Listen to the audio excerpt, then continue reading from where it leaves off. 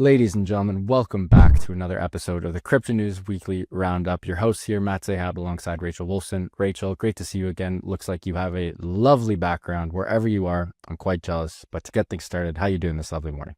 Yeah, Matt, I am doing well. I'm back in the Bay Area, and I think we've had a very interesting week, given that it's crypto week. So excited to talk about the news of the week today. 100%. Let's jump into it. Guys, green across the board. Last week, Rachel and I recorded. We hit a new all-time high and we smashed through it. We didn't just sort of smash through it. We absolutely obliterated it. Bitcoin's up 5% present day at the time of recording around noon Eastern time on Thursday, July 17th. And again, you guys will hear this and see this tomorrow or today for you listeners on the 18th. But at the time of recording, we're at 118.6K per Bitcoin. And we did hit a new all-time high of 123 earlier this week, which we absolutely love to see. Ethereum, Rachel and I have been sort of, pooping on Ethereum, maybe correct word, for the last year. And now they're pooping on us. Ethereum is back. It's buzzing and has momentum. It's up 21% this week. Biggest gainer of the week, only after Ripple, to 3.4K per ETH. We love to see that. Speaking of Ripple, up 32% to 3.26 per XRP. Wild stuff there. Binance is up 7%. Sol's up 10% back above the 170 level to 173. And as you can see on the chart, green across the board, we love to see it. But Bitcoin coming in hot. Biggest piece of news this week, Rachel, new all-time high, and it actually overtook Amazon's market cap. Things we love to see, 101. Yeah, Matt, I'm really excited to talk about this because I'm a Bitcoiner. So Bitcoin achieved a historic milestone by reaching a new all-time high of 123,091, officially becoming the world's fifth largest asset by market capitalization at $2.4 trillion. The cryptocurrency has now surpassed Amazon's $2.3 trillion valuation, Silver's $2.2 trillion, and Google's $2.19 trillion, positioning itself just $730 million shy of tech giant Apple. Today, we're slightly lower at 118.9K, but it was great to hit an all-time high this week for sure. Wild stuff. One of the big reasons why we've seen the all-time high. Digital asset inflows secured another huge week, the second biggest week ever, as they hit 3.7 billion, pushing the total assets under management to $211 billion. That's absolutely absurd. In a blog post earlier this week, analysts reported that the surge in capital drove total assets under management to an all-time high of $211 billion.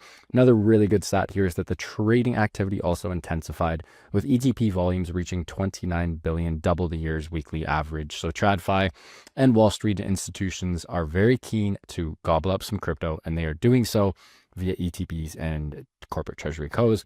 Speaking of ETPs and corporate treasury co's, we have a new whale in the space, SharpLink, who no one ever heard of a month ago, just added another 20,000 Ethereum and has become the largest ETH holder in the world, even surpassing the Ethereum Foundation themselves. Yeah, this is crazy. So SharpLink Gaming has bought another 20,279 Ethereum on Thursday, worth $68.38 million per look-on-chain data. This comes a day after adding 6,377 ETH worth $19.6 million. According to Look On Chain, SharpLink has accumulated 111,609 ETH in the past 8 days, valuing $343.38 million. They now hold more ETH than the Ethereum Foundation. That's impressive. Wild stuff here, and honestly great to see. Shout out SharpLink. Moving forward, Pump.Fun launch finally happened and was easily one of the biggest pieces of news this week. They raised $600 million in just 12 minutes, making it one of the largest ICOs to date. A block of 180 billion tokens were sold to private investors before the public sale, which obviously highlights the platform's rapid growth and a renewed interest in meme coins and ICO fundraising. Later on, Pump.Fun also transferred $16 million of Solana to buy back $3 billion Pump tokens. Looks like they're following the Hyperliquid playbook. However, the token did lose 75% of its value following a $500 million pre-sale launch crash. The buyback initiative follows Pump's plummet from pre-market highs of 0.0072 to lows of 0.05 within 24 hours of its July 12 launch. Again, $30.6 million in fee revenue for the buyback program. Pretty darn cool. Pump.Fun previously sold approximately 4.1 million SOL worth $740 million, which is pretty bonkers. And they did that since May 2024. So still one of the most popular and, of course, profitable businesses in the space. Hopefully they keep buying back their tokens and do some really good stuff with that. Rachel, moving forward, I remember you and I talked about this, I want to say 6 months ago, when the Polymarket founder got raided by the DOJ and the FBI, and this case has finally closed. Yeah, Matt. So the U.S. Department of Justice and Commodity Futures Trading Commission have officially ended their investigations into Polymarket, a popular blockchain-based prediction market platform. The closure of the probes launched in the final months of the Biden admin indicates a broader regulatory shift under President Trump, whose administration has adopted a more crypto-friendly stance. Yeah, this is good. Polymarket, I think, is a net positive for the world, and this is obviously huge news. Moving forward, the G20 is coming up, and the top big dogs in the world, the global financial watchdogs, have marked stablecoins as one of their top priorities, if not the top priority, ahead of the G20 summit. In a letter addressed to the G20 finance ministers and central bank governors, newly appointed FSB chair and governor of Bank of England, Andrew Bailey, emphasized that accessing the growing role of stablecoins in payments and settlements, is now a central concern for global financial stability. Pretty wild here, and they've officially sounded the alarm. Unchecked digital tokens may shift the power to create and control money from states to private banks, threatening the stability of the G20 strives to protect.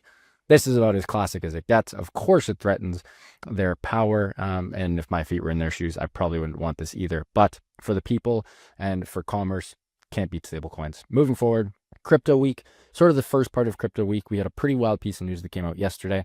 Pro-crypto senator Cynthia Lummis is quite alarmed, as she should be, as all of us should be, by the alleged U.S. Bitcoin reserve holdings.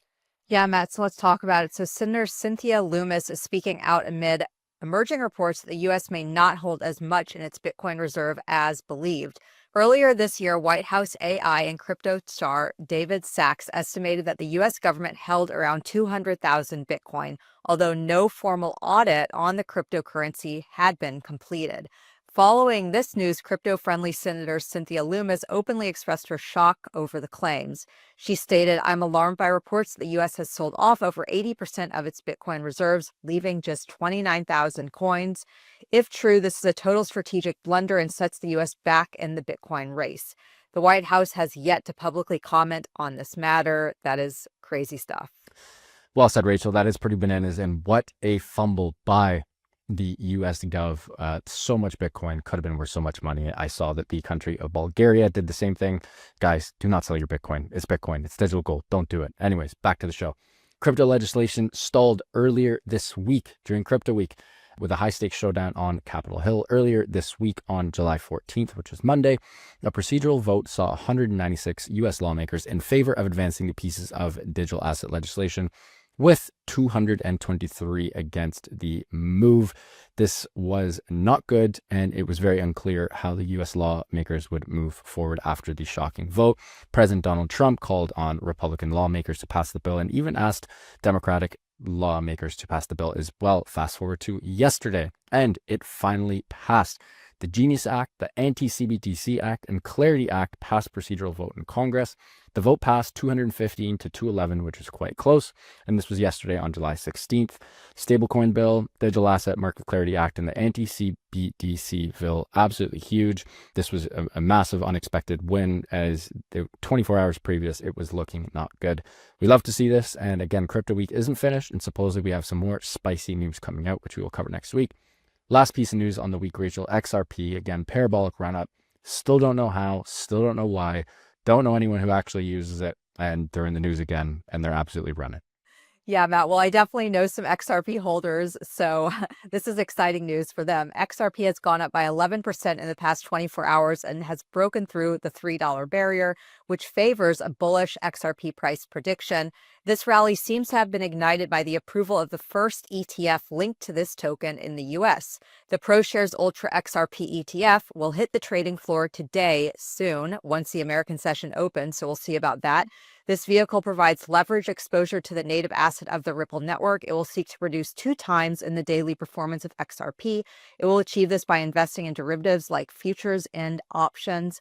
Although a spot ETF has not been approved for XRP yet, this marks a pivotal moment for the blockchain blockchain project, definitely also in the United States. So this is really exciting news. Yeah, well said. Rachel, always a pleasure doing this to the listeners. We hope you enjoyed this one. If you did, please do subscribe, hammer that like button. It's still can't believe it's been a year. This is episode 53 of the Cryptonews Weekly Roundup, and give us 10 years and we'll be at 500. It's going to be a blast. And at number 500, we're going to be talking about Bitcoin at a milli. Pretty wild times. Always enjoyed doing this with you guys. Rachel, great to see you again. And folks, we will see you on the next one. Love you guys. Thanks for tuning in. Thanks, everyone. See you next time. Bye.